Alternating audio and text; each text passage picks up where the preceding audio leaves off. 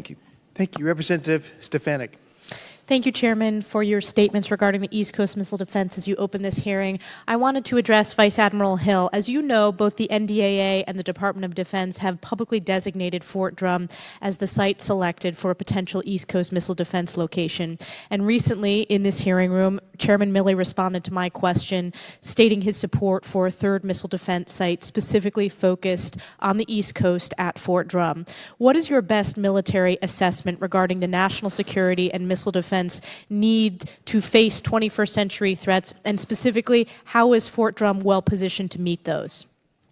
Yes, ma'am. When it comes to defense, geography is very meaningful, and our ability to expand the battle space for something like a next-generation interceptor, that is exactly what the location does and what it does provide.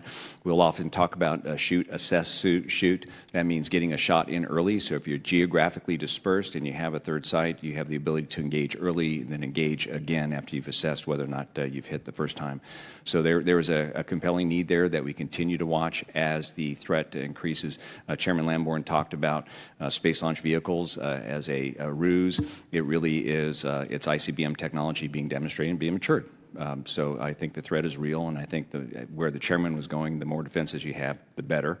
It is a key part of deterrence. So you would support Chairman Milley's assessment? Yes, ma'am.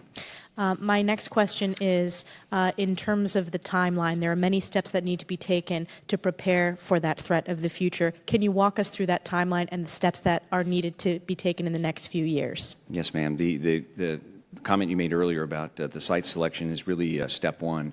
You assess some number of sites. Generally, to meet the NEPA rules, you have to assess at least 3 sites, so you have a comparative nature there. And that's usually at a very top-level view. You know, what would make sense? All the analysis goes into play in terms of, timelines and whether or not you can get that shoot, assess, shoot capability. And so those locations do matter.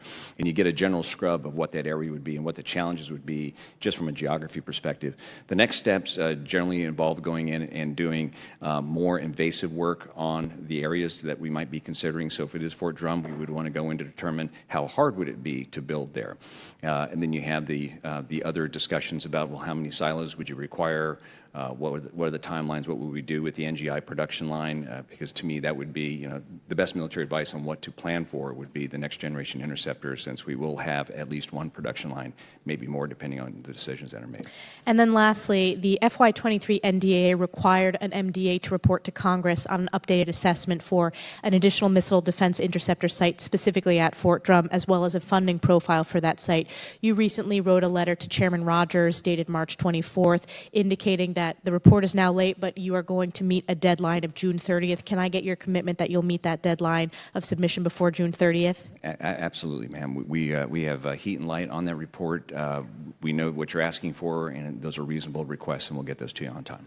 Well, thank you, Admiral Hill. I also want to take this opportunity to thank my colleagues. I have led this effort as the representative for Fort Drum for many, many years, and because of the bipartisan work on this committee, as well as our work with MDA and DoD broadly, we are continuing to move this project forward. We know how important it is for our national security, our military, and our missile defense. So thank you very much, and I yield back.